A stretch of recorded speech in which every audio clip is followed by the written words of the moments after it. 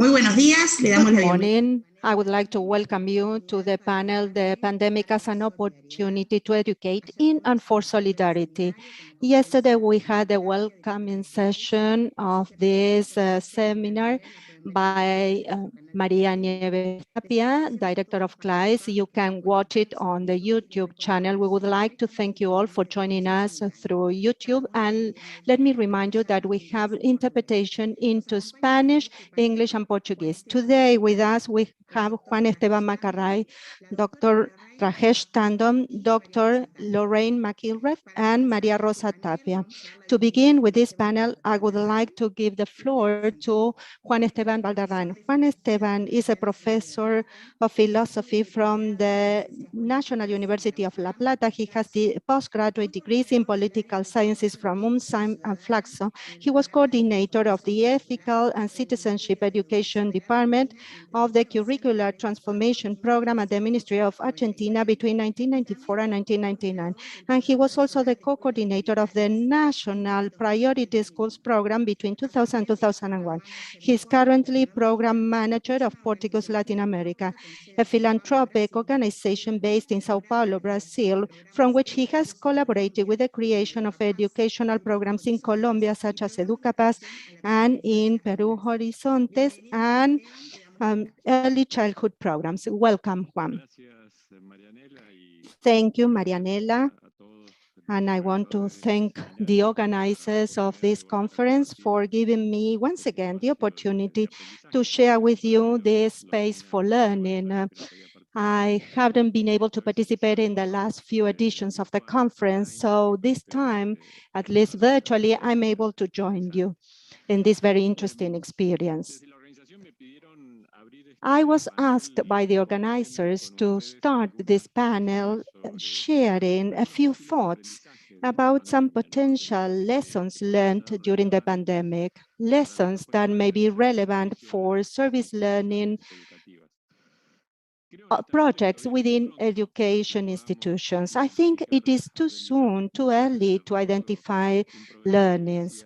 I recall a professor who used to say, today everybody knows what the French Revolution was like and its impact on the history of humankind, but probably those who never knew what it meant were those that were taking over the Bastille, and at that time, July. So I think that we are still in that position. We are still going through the effects of this impact, and it is too soon to say what the impact on our culture has been and to extract some lessons learned. But I will try to share with you a few hypotheses in order to run fewer risks. I'm only going to focus on three ideas that are the minimum common denominator found among all the documents that I read about this topic. And I'm going to share some personal reflections. Let me identify these learnings with three words: frailty, science, and interdependence. Frailty. Perhaps one of the most evident effects of the pandemic for us as humankind is that we are now faced with a challenge that sheds a very dramatic light on something that we know, but that we usually denied or hide quite skillfully in our culture. And that is the fact that we are frail, we are fragile, we are vulnerable, we are mortals, and sometimes death haunts us in a massive way, as it usually happens in a pandemic. We have always known that man is the only being that is conscious of his own frailty, his own limitations and mortality. The Greeks would talk about homo infirmus, a being that is conscious of its infirmities. We call civilization to the way that human beings have found to reduce infirmities, to reduce that frailty, and to try to extend life. However, despite the remarkable advances that we have made as a civilization, sometimes we are faced with these dramatic phenomena such as the pandemic that force us to be aware of such frailty, both at a personal level and for the entire species. In fact, the pandemic instilled us with the feeling that an apocalypse is possible. The feeling of some other real and powerful threats, such as nuclear proliferation and climate change, have not yet instilled that kind of feelings in us.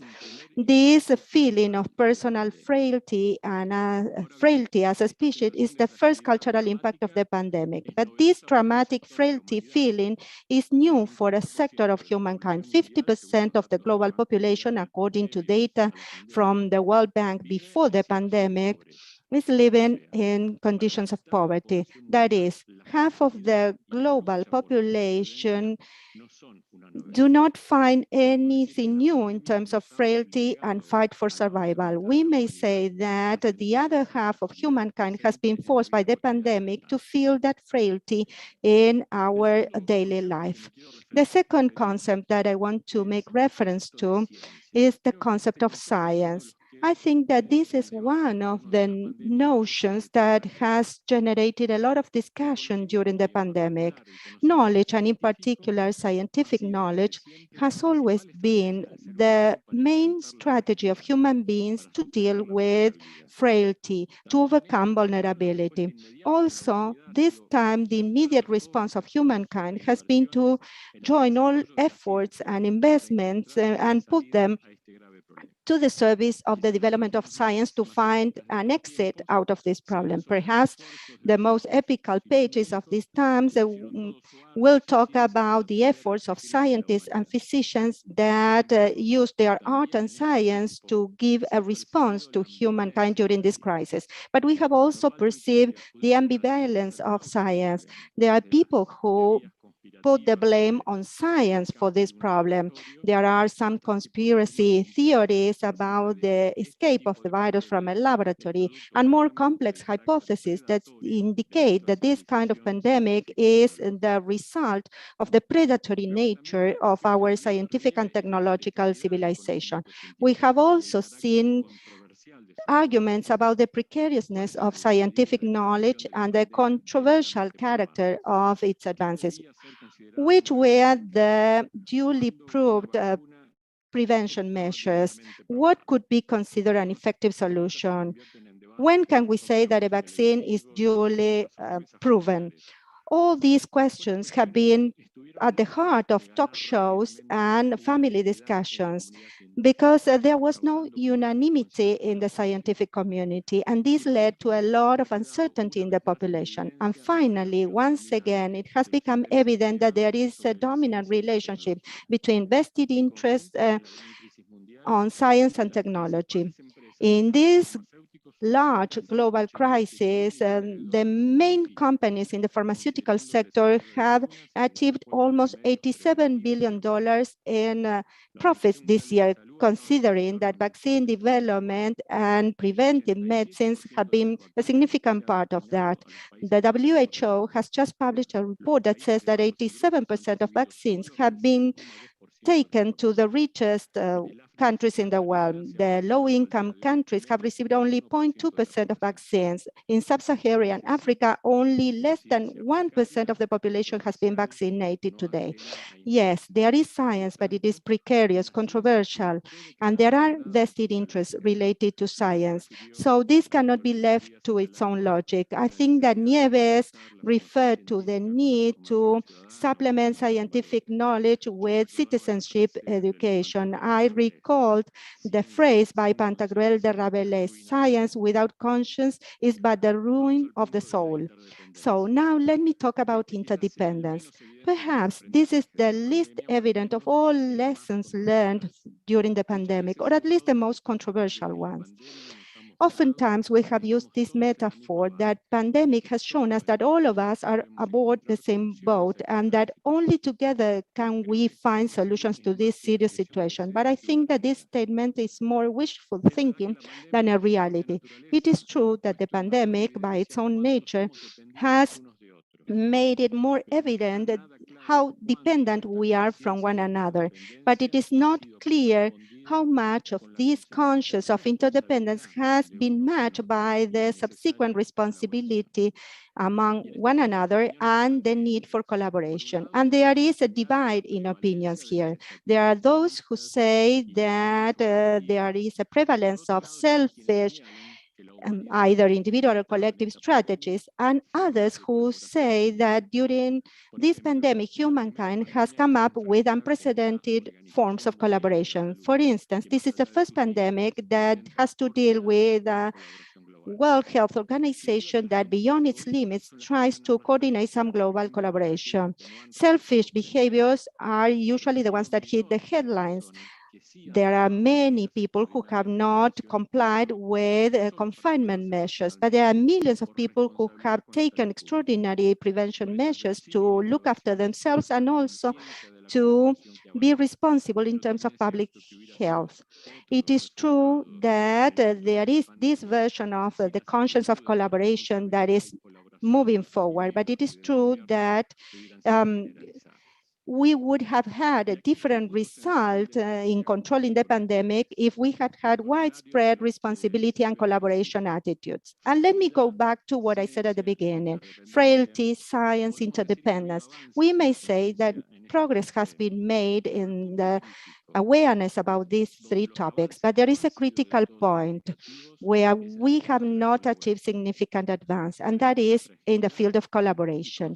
When faced with frailty and aware of interdependence, man has two attitudes, to understand or to see the other person as a threat, alterophobia, as Sigmund Bauman would say, or to see in the other person not a threat, but an opportunity to grow stronger together, alterophilia, according to Bauman. Therefore, in a state of crisis, human beings have two possible exit strategies: competition,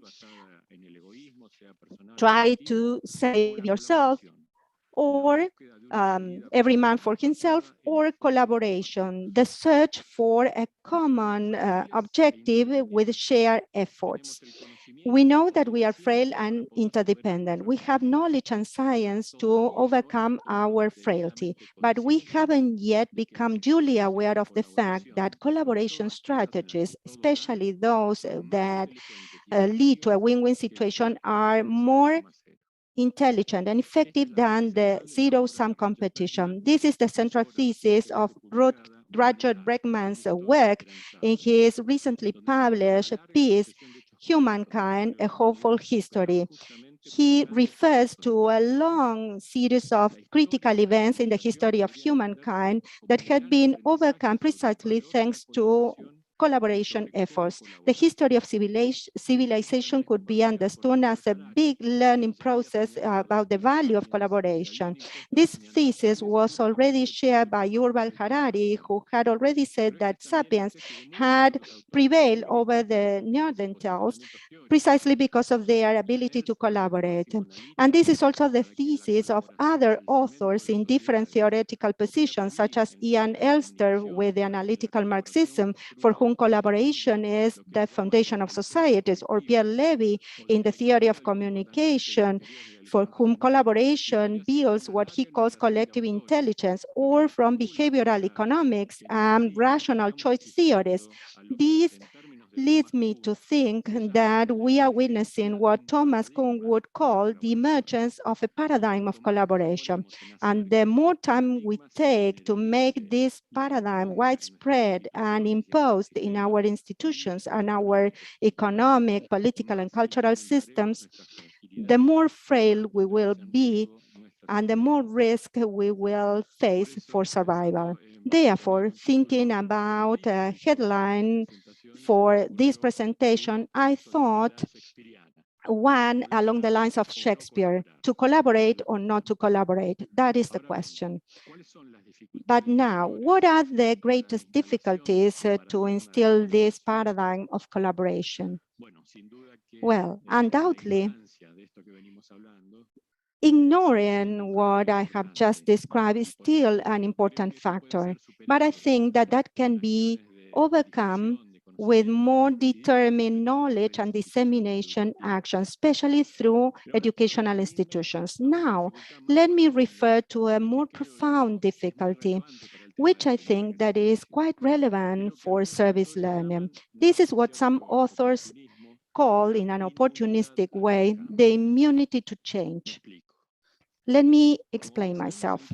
As we all know, in every organization or institution, when somebody wants to innovate, there are always some resistance to change as recognizable and active forces against those changes. Immunity to change is something different, something more powerful, more profound. It is the set of elements that are an integral part of an organization, its rules, its institutionalized dynamics, its normalized languages, its instituted symbols. All that set of elements can pose significant hurdles that prevent change. Richard Sennett wrote a significant piece called Together, Rituals, Pleasures, and the Policy of Cooperation. The great thesis in that piece of work by Sennett is that the entire modern institutionality and political and economic systems derived from it are all more focused on controlling competition than on promoting collaboration. Let us think about democracy and power, control, and division. Let us think about capitalism and the need to set controls over monopolies. It is not that in these systems there are no spaces for collaboration, but in these institutions and the matrix with democracies, free markets, are more focused on competition among individuals and the need for control than in generating and promoting the natural ability of individuals to collaborate. Human beings are capable of collaborating. We need institutions to recognize, promote, and strengthen those abilities. To that end, we need to identify the elements in institutional matrices, the molds of our institutions that can make us immune to change, that make us immune to adopting a culture of collaboration. Therefore, going back to the beginning and in closing, in reference to service learning, we may find potential lessons from this pandemic under three ideas: frailty, science, and interdependence, and a corollary. We need to leave this paradigm of competition in order to move to the paradigm of collaboration. Undoubtedly, this previous analysis highlights the merits of service learning as a powerful tool for promoting collaboration that is so needed, as we have seen, to deal with the challenges that we are facing as a civilization. Service learning helps us recognize and be in touch with frailty. It works on the basis of knowledge and science in order to step up to those fragilities and establishes collaborative dynamics to promote solutions. But now we need to be aware that all this potential of service learning can only be fully deployed by removing immunity to change in institutions, transforming schools and universities, making collaboration and the awareness of a common goal to be more important than individual careers and meritocracies. We need to remove immunity to collaboration. This is, in my opinion, the main lesson learned from the pandemic and the most important challenge that we are facing as a civilization.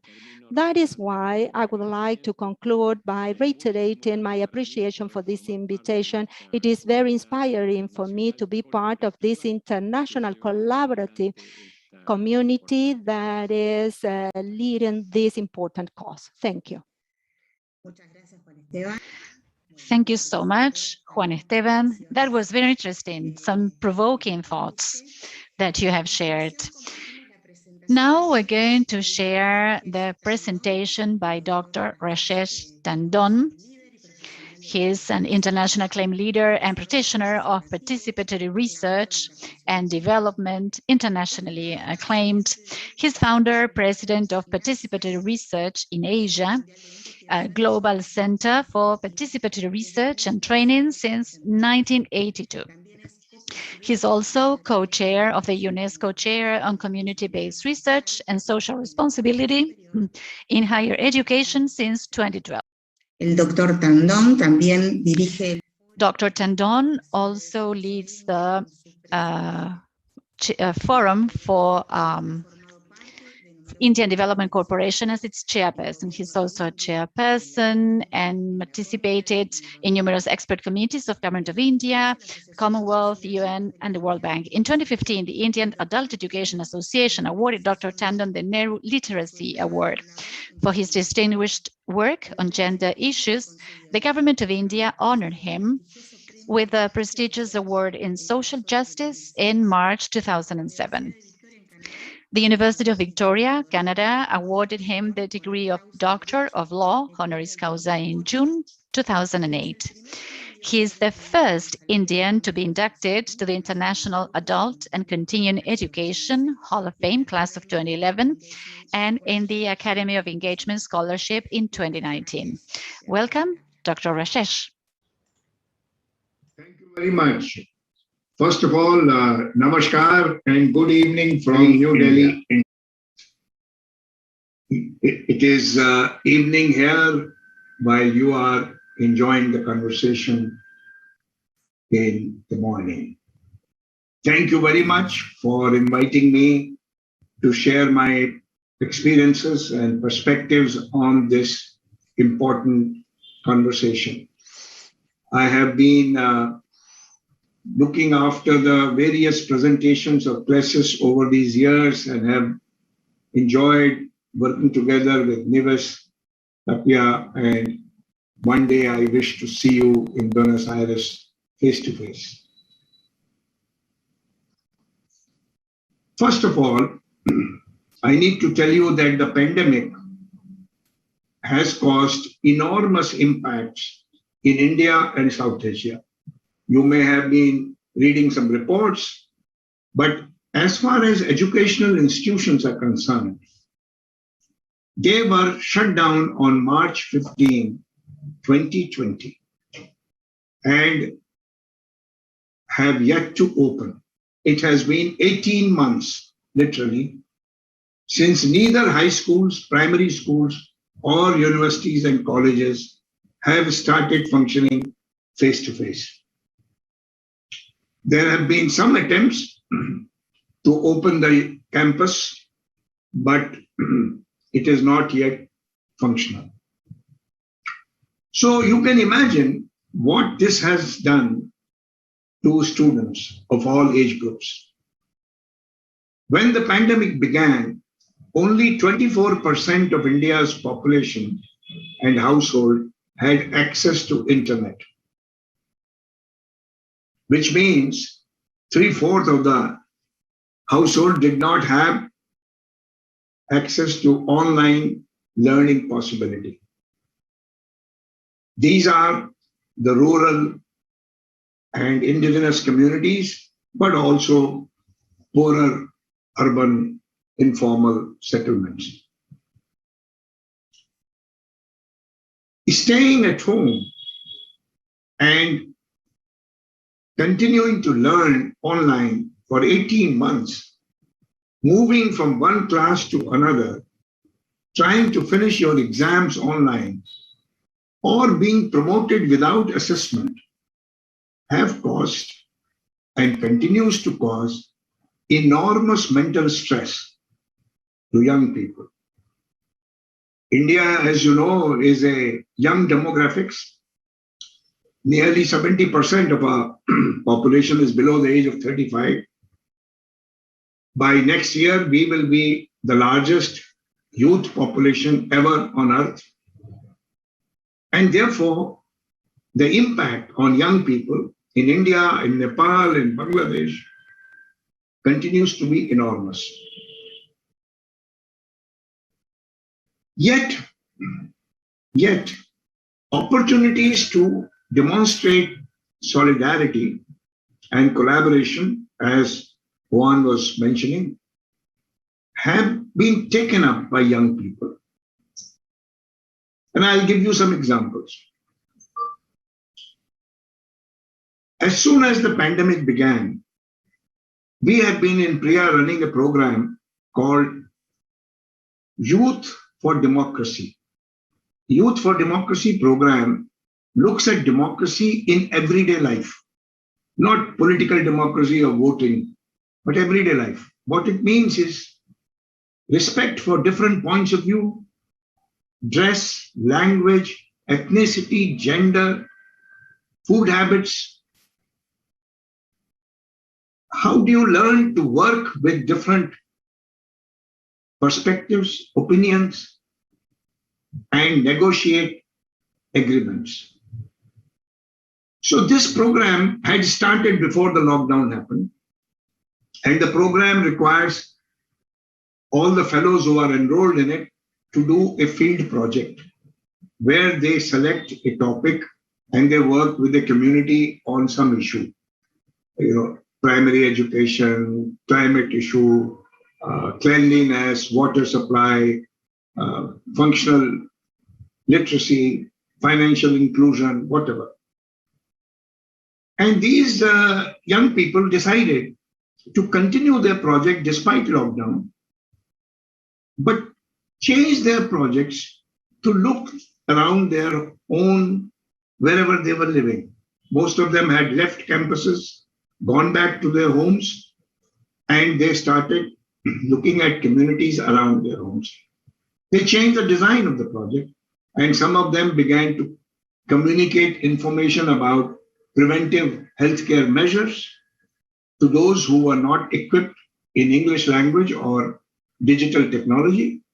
Some began to offer assistance in accessing masks, and some even suggested ways to conserve water, because it is easy to say wash your hands every hour, but if you don't have water to drink, you're not going to wash your hands.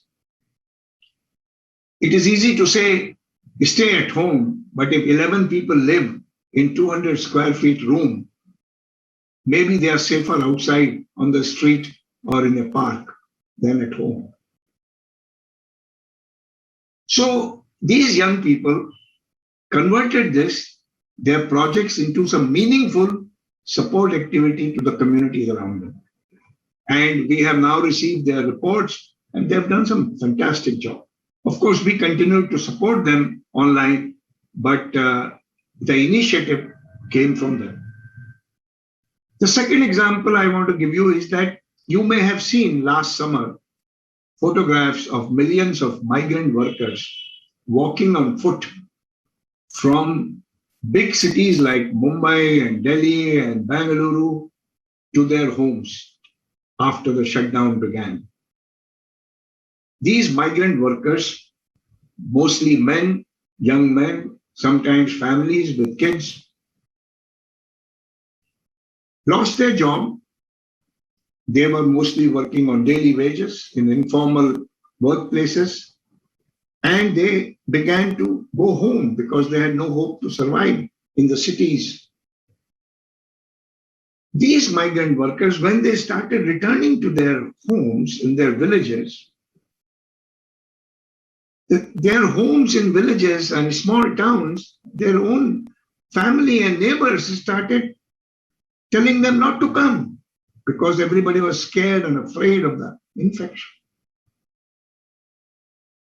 It is then that we connected with colleges and high schools and the students in those regions to start working with these returning migrants and supporting them in some possible way. So some of these young people set up small quarantine facilities outside the villages, near the small town. They facilitated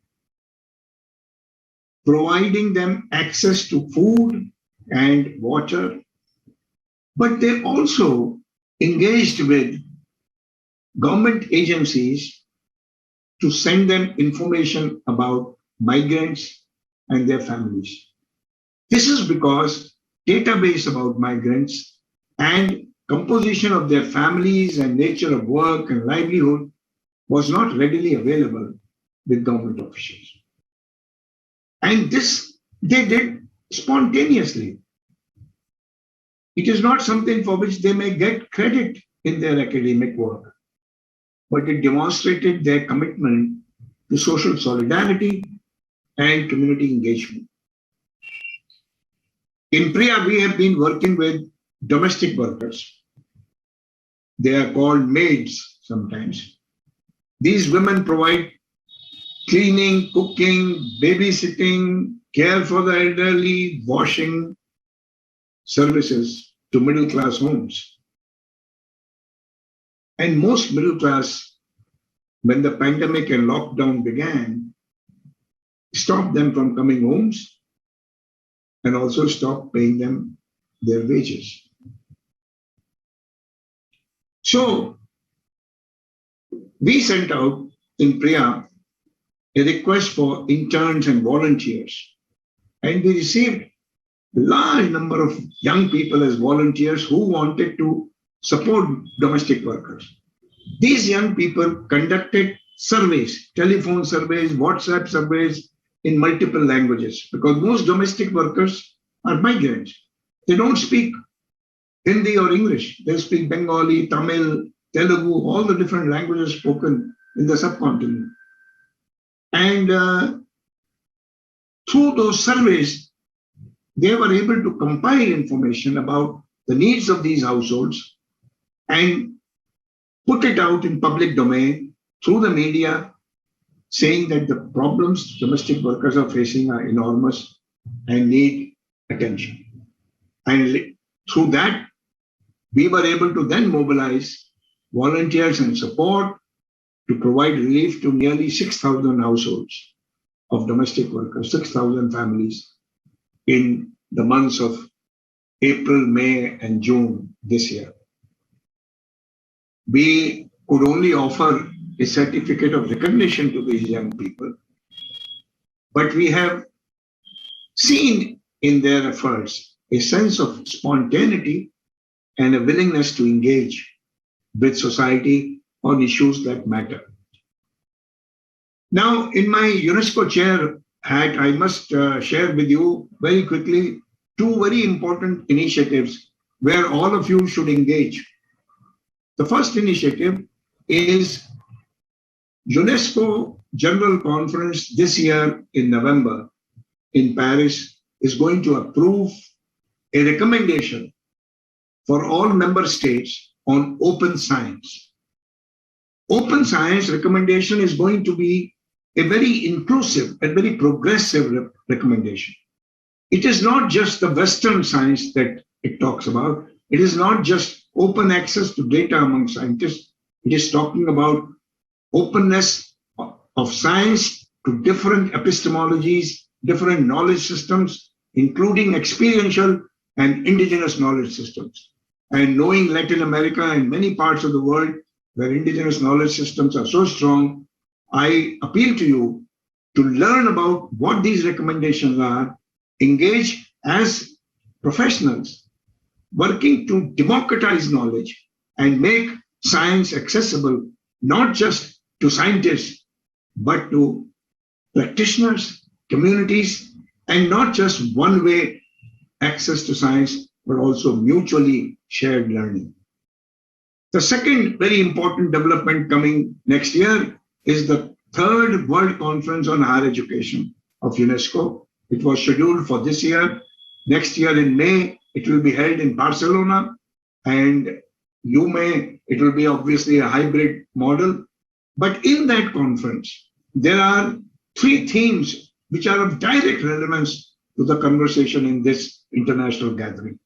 The first theme is pandemics and higher education.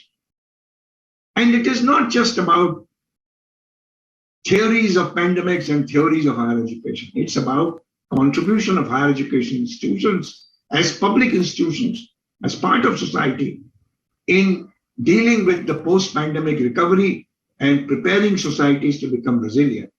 The second theme is on SDGs and higher education. And the third theme is in social inclusion. And again, these three themes are the subject matter of a lot of interest among students for engaged learning and engaged research.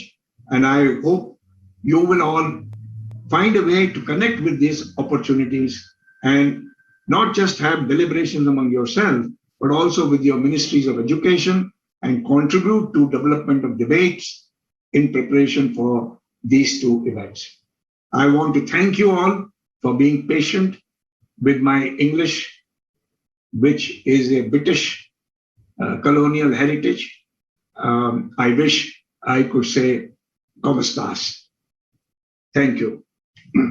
Muchas gracias, doctor Tandon, por su presentación. A continuación, queremos presentar la presentación de Lorraine McIlrath. Bienvenida, Lorraine. Lorraine es desde el 2004 la doctora que coordina la iniciativa de conocimiento de la comunidad en la Universidad Nacional de Irlanda, Galway. Allí es responsable de desarrollar y apoyar las actividades de compromiso cívico en toda la universidad, incluyendo el aprendizaje a servicio y el voluntariado de los estudiantes. Fundó y fue investigadora principal del Campus Engage. En la actualidad codirige un proyecto nacional para poner a prueba el marco de la Fundación Carnegie para el compromiso con la comunidad.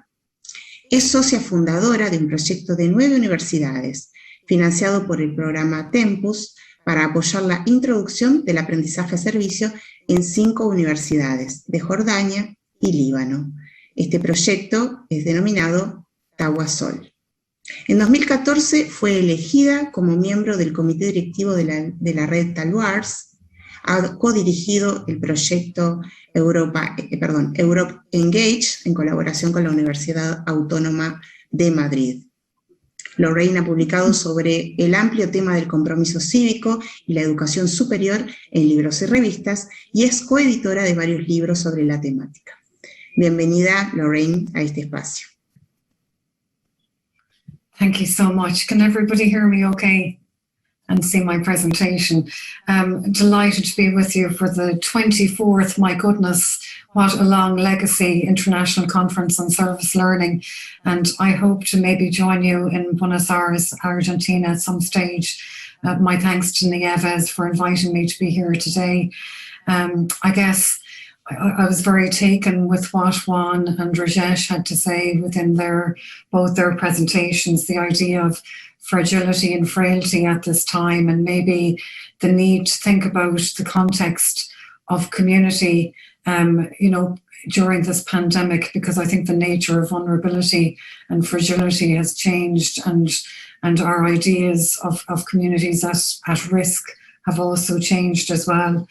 I think I, like Juan, don't have any huge learnings yet from this very challenging time as we're still living through it. But today I'd like to take the opportunity to tell you about 2 practical examples of how myself and my colleagues in Ireland have responded to this very challenging pandemic. So I'm going to tell you a little bit about the context in Ireland in terms of our history with civic and community engagement, particularly through service learning. And then I'd like to give you 2 examples of activities we undertook during the pandemic, one in my own university at a local level and one nationally that we worked on together across higher education in Ireland. And I'm putting up this cartoon here because I like to start off presentations with this to remind ourselves, and Rajesh mentioned it in his presentation, that we should be fundamentally about the democratization of our knowledge. And the idea here is that the ivory tower no longer exists. I guess this pillar of books represents the old idea of the university as the ivory tower and the knowledge retaining inside.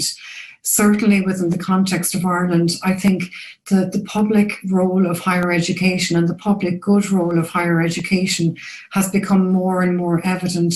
We've had a number of scientists in particular that are on our media on a daily basis, kind of dispelling fears among the broader public and society around the pandemic and COVID-19 in particular.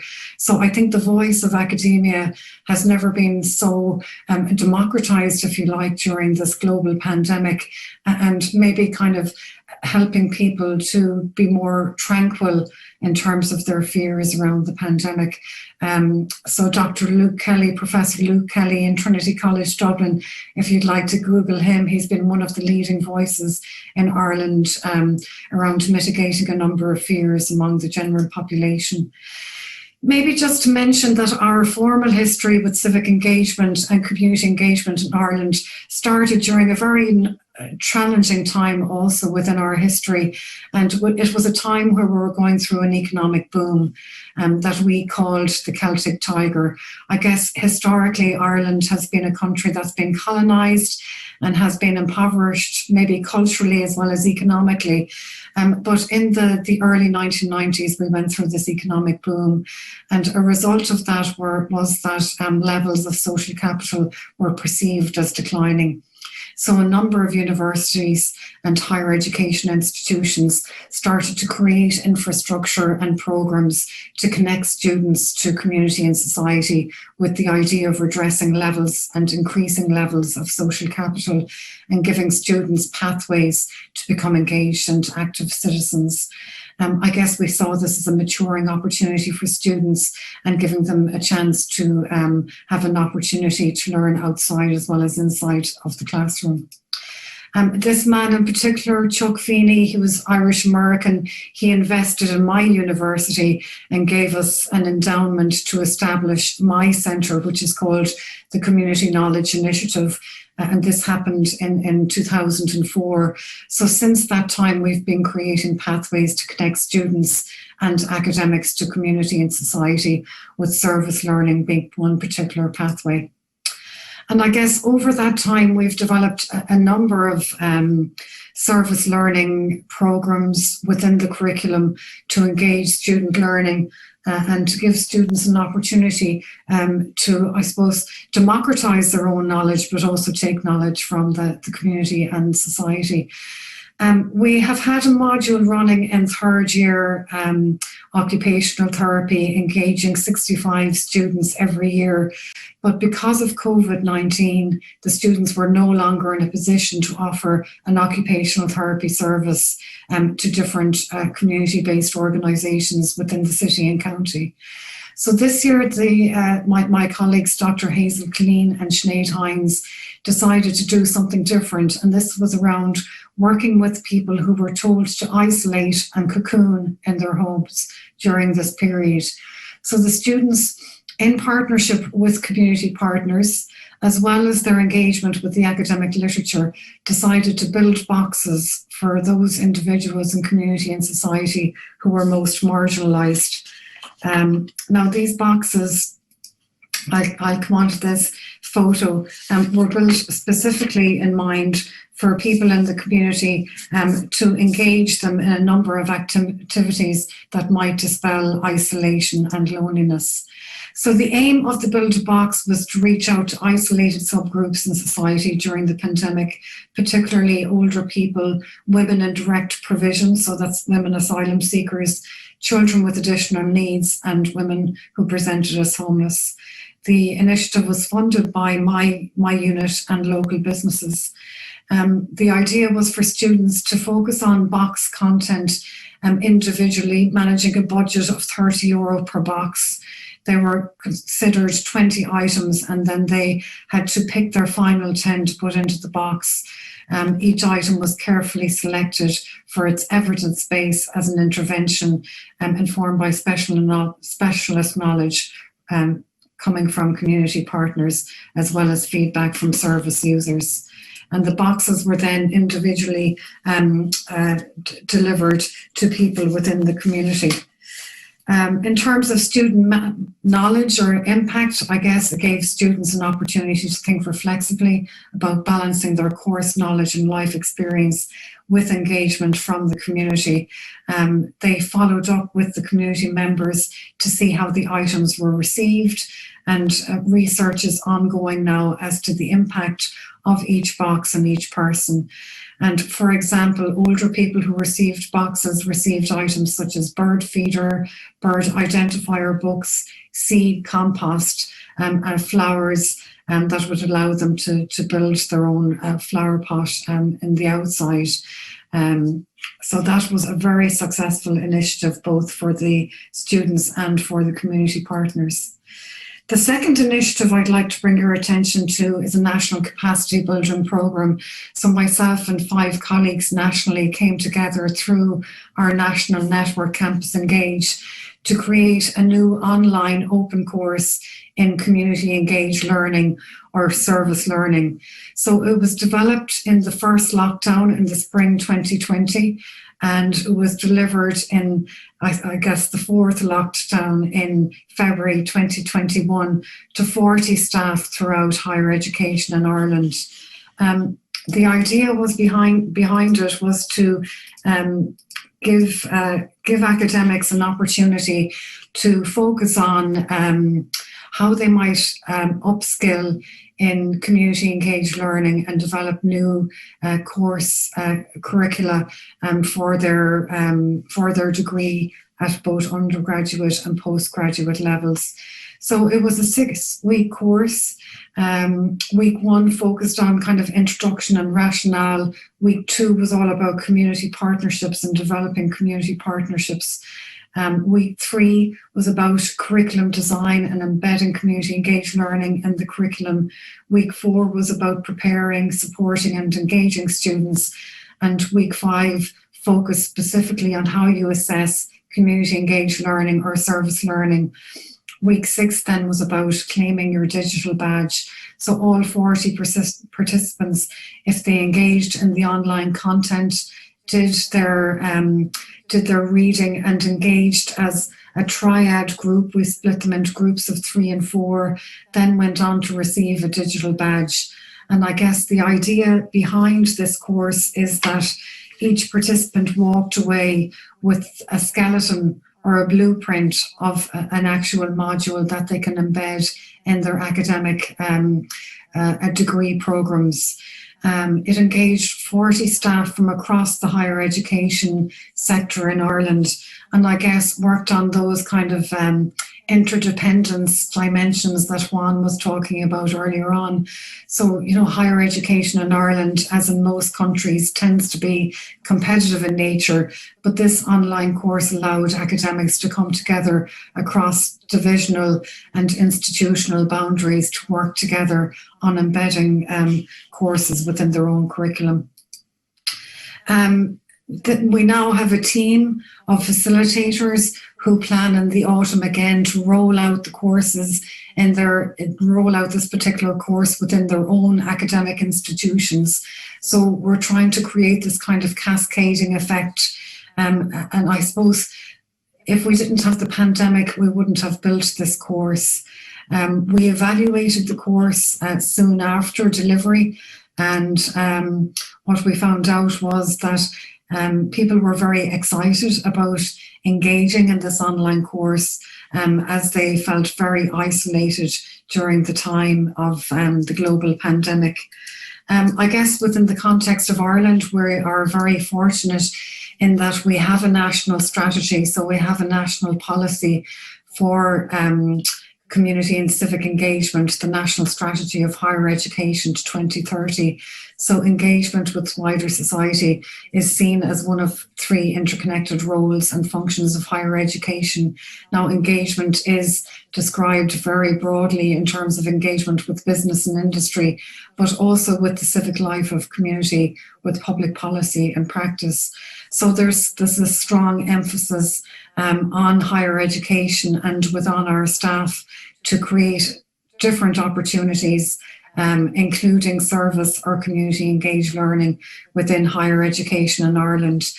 So the uptake of this course has been extremely popular, and we have a waiting list of an additional 70 people that we hope to work with within the autumn on the second rollout of the course. So I guess within Ireland, we're still uncertain as to whether we will be back on campus in September. Everything is still very much up in the air, but we hope to be more creative in terms of how we develop service learning as a kind of an online or at a distance offering, with the Build-A-Box being one particular example. And then again, in terms of capacity building, we've had to be inventive in terms of how we cascade and mainstream service learning as a pedagogy within the context of Ireland, with that online course being an extremely popular offering so far. So thank you so much for allowing me to talk to you about those two examples. Muchas gracias, Lorraine. Thank you, Lorraine. And perhaps at the end, we can share a few comments about how these presentations are interconnected and they pose different challenges.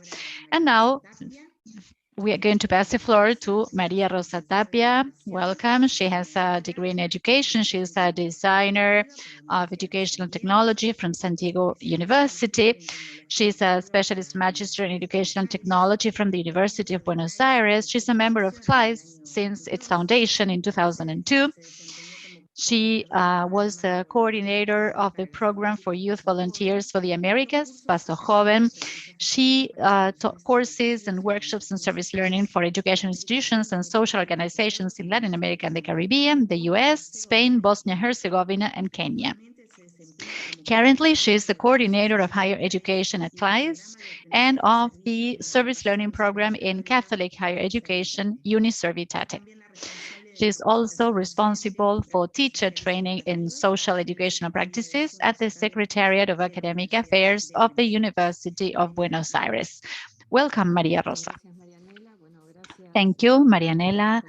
Thank you to the previous speakers for sharing these reflections, to think about our practices, to rethink how we are living this pandemic as an opportunity to educate in and for solidarity. Well, I have the best timing here because I can recover many of the contributions of the previous speaker, because as Juan Esteban mentioned at the beginning, sometimes time is not enough to evaluate everything we have learned throughout this time. So it's very good to take this moment to reflect and recover. In this case, these images from the first webinar we held at the beginning of the pandemic in March 2020, where we already saw many of the things that we've been mentioning. What about those that do not have a home, as Rajesh mentioned, whether we were going to be able to transfer service online, how we're going to keep contact with the institutions. So, and following with the proposal of service learning, the idea is to see what we can learn from the experience. And as Juan Esteban mentioned, I also decided to take a distance and look for other experiences that could show us examples from different situations, that because of healthcare crisis, the education had been interrupted at school. So I found this example of the polio epidemic in 1937, where the radio, that was the technology that was accessible at the time, made it possible to continue studies, kids studying from their schools. And if we think how educational technology accompanied this process, we can see that in the Second World War, they started to use educational technologies for courses designed for military specialists, supported by audiovisual aids. And we also see how in the Second World War, there were also other resources that were then going to be widely used for educational purposes. And so trying to recover the importance of science and what it can contribute in this context, well, what can education and technology contribute right now as a body of knowledge that, based on scientific disciplines focused on teaching practices, incorporate different media related to the social and historical contexts that give meaning to technology. So I'm going to mention other service learning projects that we've been analyzing from CLISE. They did not have the technology we have now, perhaps. I think it's important also to emphasize that based on what Rajesh mentioned as to the very low percentage of individuals that have access to the internet in India and in many other places, to think that perhaps there are many other technologies that allow for the development of quality service learning initiatives using the radio, using local TV, or also using computers and the social media to develop active and significant learning from students with the available technology for that community at that time. And here I will mention the conference that Nieves mentioned yesterday about hybrid service learning experiences, where some activities were done at school and others were mediated by technology. That's why I'm going to focus on resilience, that beyond all these difficult situations that we are all going through, because this was and actually is still a very hard period, I would like to recover this possibility of facing these situations and overcoming them and see how we can come out stronger and transformed by the experiences of the adversity. And as many of my colleagues mentioned before, here we also have a light of hope through the initiative of our students. Whether in Kenya or in Argentina, students try to respond to the urgency, even putting their own safety at risk, like the students of nutrition that every evening distribute a hot meal for the homeless in Buenos Aires, or the important collaboration for the vaccination programs, and also those students that decided to keep accompanying through projects, not only as volunteers, but also institutional projects to accompany people with disabilities that needed some therapeutic support.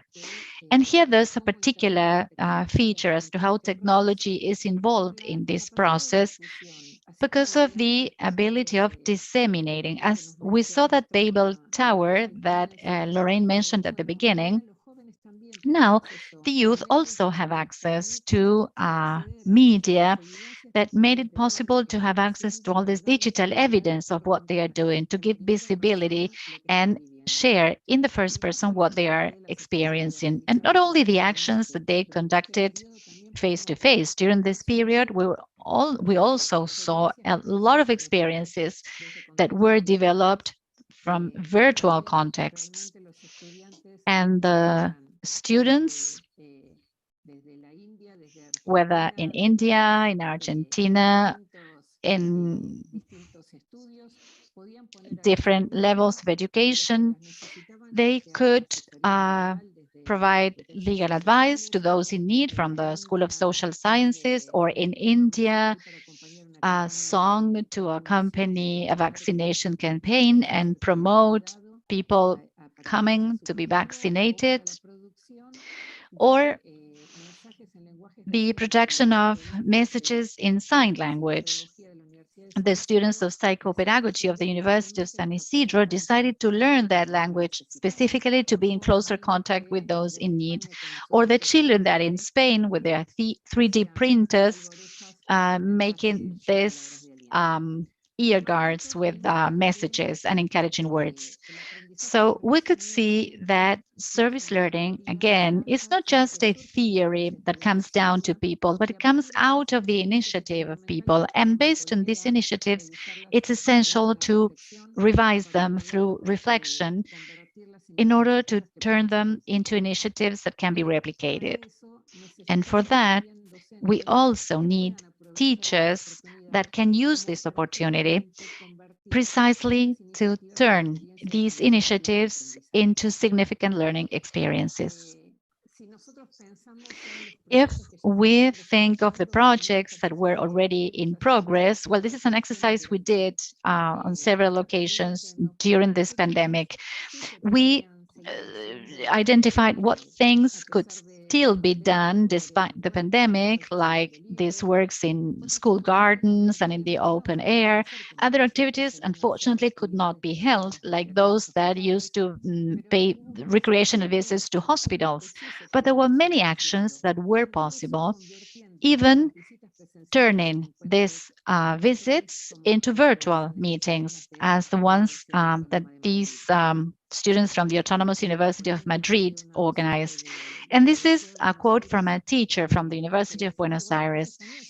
They said that they had already considered whether it was possible to continue with these outreach activities when being face-to-face was essential for the experience, but they reconceptualized the idea of their practices precisely to see that engagement and social engagement goes beyond any modality when there's a true conviction. And it was important to have the communication and integration tools precisely to reach the other person, to meet regardless of the media, and to build and co-build new knowledge. And therefore, this is when I would like to acknowledge the engaged work of the teachers that very often they had to become learners to learn new tools, new resources, new ways of working, new modalities with a lot of effort, and they wanted to maintain the quality and the connection with their students by learning to share, to exchange with them and among them. And here we also see the solidarity among teachers. In order to learn all together, this, for example, is a video recorded by teachers from the Pontifical Catholic University of Chile that conduct these tele-rehabilitation projects online. So with the students, they thought what was the best way of continuing with this remote assistance. And that's how they found this way of accompanying those that needed the therapy to exchange knowledge and experiences and to show that at a distance you can learn with the others and among the others. And also during this period, we had a lot of resources that were produced at the different universities, publications, manuals. At CLIES also, we wanted to make our contribution as to how to develop virtual service learning projects. This is a booklet that you will be able to download from our web page. And if you're interested, afterwards, we will be listening to experiences of service learning during the pandemic. And tomorrow, we're going to have a workshop for those that are interested in developing this kind of projects.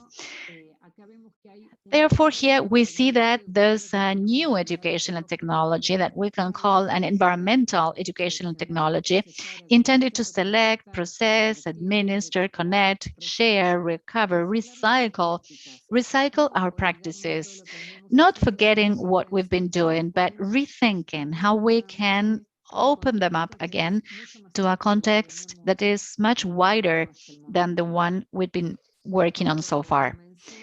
When the pandemic started, we decided to start seeing what was happening, how we could recover the experiences that were being developed in different parts of the world.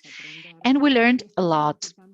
And this is something that also gives us the possibility of having access to digital technologies, extending our classrooms and having access to a knowledge that is now distributed.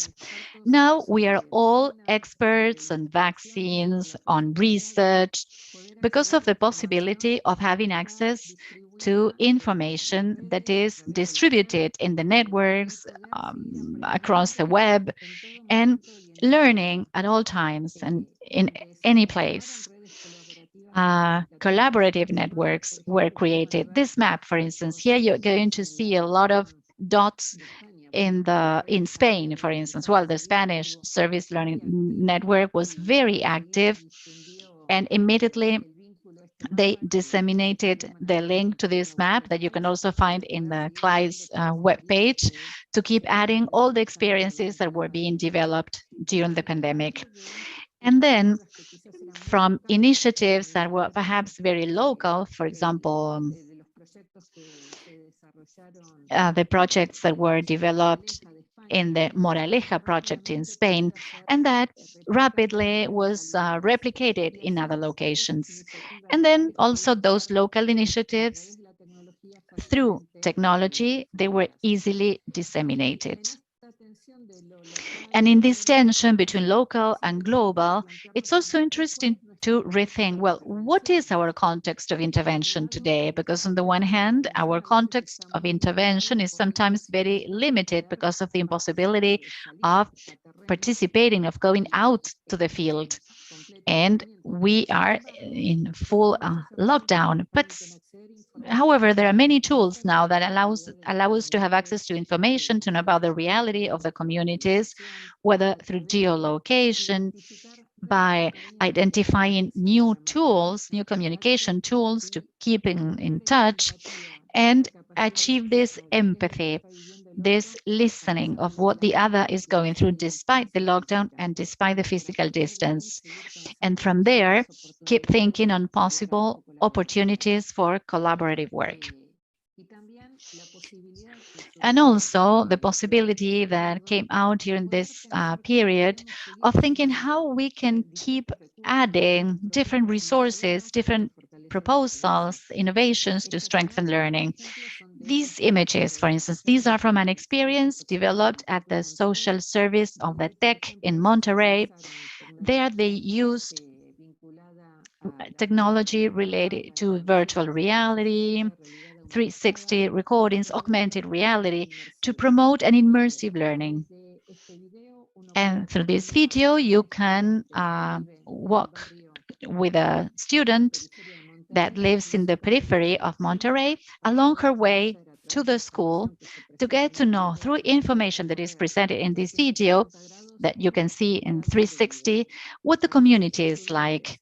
For those students that right now do not have the possibility of going there in person, well, this is a first approach so that they can know through these digital tools what the context of intervention is. And from there, achieve a connection that is much more genuine, despite the knowledge they can develop between them. There are many experiences that were developed during this period and many challenges that we have ahead as teachers. For that, I would like to finish with this phrase from Mariana Maggio that will be speaking after myself, sharing the experiences of service learning during this period. And she said, what is left is to reinvent ourselves as teachers, but also reinvent the organizations where we work, the subjects we teach. And as we do it, invent in every class. This sounds complex, it is, and we are living this, but it's not only necessary, we know it's also urgent. But as we also know it's urgent, I would like to finish my presentation with something that we keep doing during this period from the Uniservitate program, that is a program to promote service learning in Catholic higher education. And we started the program, and all our dreams of getting together, of visiting one another, of visiting the experiences in the field became Zoom screens. That's why we also try to reinvent that, to recreate that. And I'm going to share a brief summary of some of the activities we've been doing that, despite the distance and the virtuality, they allowed us to create a community of global learning, to spark this light of hope and also to recognize and acknowledge all the students and teachers that beyond all the limitations, they keep moving ahead for a fairer and more solidarious society. So I will be sharing this video now.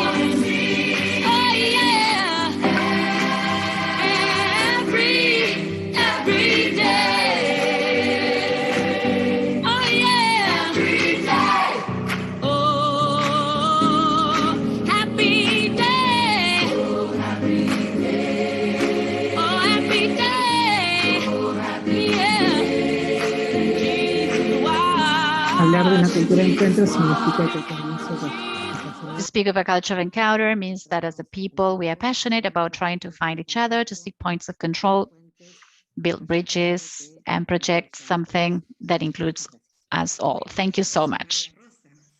Thank you so much, Maria Rosa. This has been an excellent closure for this panel. It's been my pleasure to listen to all of you. I'm sure this is also the feeling for all attendees. This panel reflects the social change process that cuts across all the presentations you have shared with us. If we were to think about a social change process, I think that all its characteristics have been presented in this panel, starting with a more ideological or philosophical position at the beginning of the panel, going through the paradigms of competition and collaboration as raised by Juan Esteban, and then change management as part of the educational paradigm in our countries. I remember what Rajesh said, that the knowledge of micro-reality in the territories, in the community, as a way of sharing with decision makers, with states, with governments, what is going on in the ordinary life of people. So to see how they are resistant to these painful situations that affect our people. So Lorraine was presenting here an important element of a change process. What are the devices and tools that institutions have available to go through this change process? Elements that are part of the pedagogical proposals, and also countries that also provide support to this kind of change process. It is important for our countries to look at changes in that way. And what Maria Rosa was telling us about educational resilience and a green technological education, I was thinking about communication. In order to manage change, it is important to have communicators that can tell us about that change. And when you were telling us about the young students that are empowered with new technologies and tell us what is going on through a podcast, through a radio station, through a YouTube channel, it is there where we see a true reflection of change management. It has been my honor to be here with you this morning. And now I would like to invite you to join us for the next panels. Those of you watching us, please connect again. We are going to have a 15-minute break, and we have a new panel on virtual and hybrid service learning projects, experiences during the pandemic, that will start at 11:30 our time. And those of you who are interested can subscribe to our channel by clicking on the bell icon to receive notifications. So we'll meet again later, and please enjoy the following panel. Thank you all.